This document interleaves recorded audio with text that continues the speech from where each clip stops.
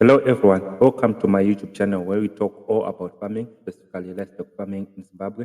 Today we would like to discuss one of the most important topics when it comes to livestock production.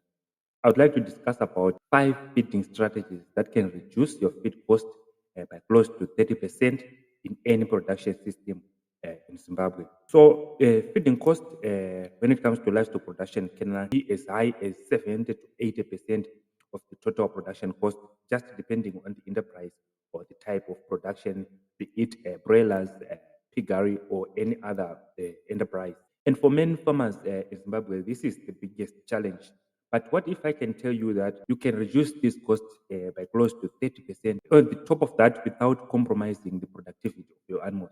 So in today's video, I will break down 5 practical feeding strategies that every livestock farmer in Zimbabwe can start utilizing right now to attain better production as well as a better revenue by maximizing their feed management. First strategy, I take it as maximizing the use of crop residues. As we all know, most of the livestock farmers in Zimbabwe are highly diverse in their operations. They are also involved in crop production, whereby they practice both crop production as well as livestock production. So it's also very important that you can make full use of crop residues after harvesting your maize, sorghum, groundnuts, and byproducts such as maize, stover, groundnut hulms, and even sweet potato vines. They can be turned into valuable feed. So instead of burning these residues or just leaving them in the field to dry, you can treat them maybe with urea or even add some molasses to increase their palatability as well as their digestibility and also their nutritional value. And for example, urea-treated maize stover can be a good boost for protein in beef cows or in hen cows that are given this type of feed. And also, it is good at making it a low-cost alternative to commercial feeds. But the key trick is that you have to know the strategies of how to add and how many quantities of molasses or how to add the urea and what are the strategies to do it. On the other hand, it's also very essential that you store these residues properly in dry conditions to avoid molds and also even other spoilages. Strategy number 2, I talk about investing in on-farm fodder production. So as farmers, we usually no idea of how much feed we are going to feed throughout the season. So it's very important that as farmers, you take stock about the feed that is needed. And also, one of the best ways is that you invest on farm fodder production.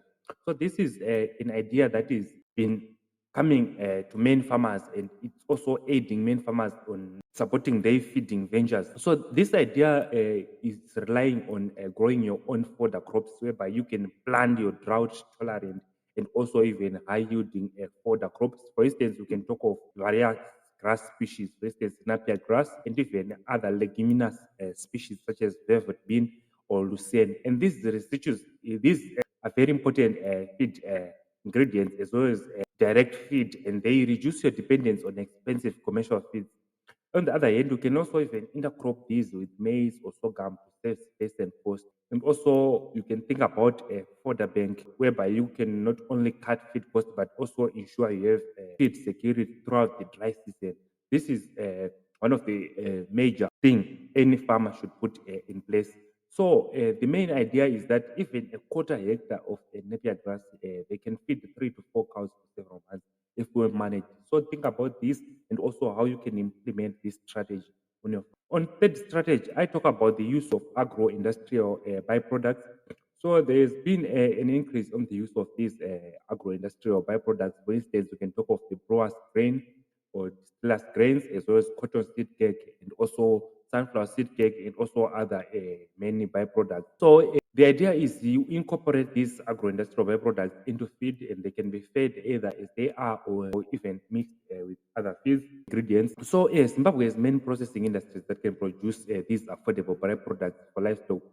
I know of some farmers who use bakery waste for piggery, and also others who use breweries waste for their piggeries. And also, these examples can include these brewers grain from beer companies such as Delta, as well as cotton seed cake, sunflower seed cake, wheat bran, and also any other products from milling companies. These are often cheaper than many compounded feeds, and also they can supply good quality protein and energy when balanced with roughages, especially for cows and also for other beef enterprises. But the idea is for these ones, you have to be very careful. You have to know what you are feeding and also check the quality to avoid toxins and also contamination, because these can be highly contaminated. And also, another key thing, they can spoil very fast, and their nutritional value or nutritional profile also tend to vary with batch. So it's important that you can test these. You take a sample, then you can test it for quality and for nutrient profile with various labs, and also know what you are giving your animals, and also make sure that they are not spoiled, because it can cause challenges within your head. Then on the fourth strategy, I talk about strategic supplementation. So when you practice strategic supplementation, you are supplying the needed nutrition requirements to the animal that really needs it. You are not just doing it as a blanket nutritional supply. So instead of feeding a large amount of expensive concentrate daily, you focus on targeted supplementation, whereby when only animals that really need that concentrate I receive that concentrate. For example, you provide protein leaks or small amounts of cotton seed cake during the dry season. It can improve utilization of low quality pastures. This reduces the total quantity of feed purchased and also maintains animal performance. The idea is you have to understand that less is more. So give the right supplement at the right time, and also monitor your intake as much as you can. Then for strategy number five, I talk about improving pasture and grazing management. So you will realize that in many of our production systems, pasture remains one of the best and also one of the most used source of feed of our cattle, of our goats, and of our sheep.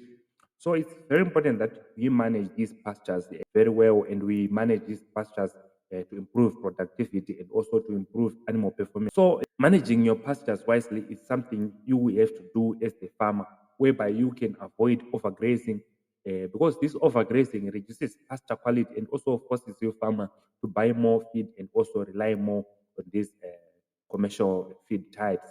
So by practicing maybe rotational grazing systems, and also resting your paddocks from time to time, and also reseeding degraded areas, you can extend the grazing season and even reduce reliance on purchased feeds. So it's very important that you understand the skills around managing your pasture. Even a similar practice such as early weeding, and also even applying manure back to grazing lands, they also improve the forage growth at almost no extra cost. So think about these strategies so that you can maximize utilization of pasture in grazing areas. Then one well-managed hectare of a pasture can support more animals than two poorly managed hectares. So think about this one, and also think about how best can you maximize your management towards these pastures and feeding areas. So now, just for a recap, these five strategies are very important. You can implement them anytime, and they can play a biggest role in improving your cost, in improving your production, and reducing your cost, whereby you can cut your feed cost by as much as 30%. Make use of your crop residues and preserve them well. You can also add them molasses as well as other some products such that they become more palatable. And also, this is very essential to reduce your cost. Then also, you can also grow your own fodder, whereby you can plant these pastures and also understand how to maintain them such that you can also maximize your benefits as the farmer. Then use of agro-industrial byproducts such as brewers, grains, and also even other agro-industrial byproducts.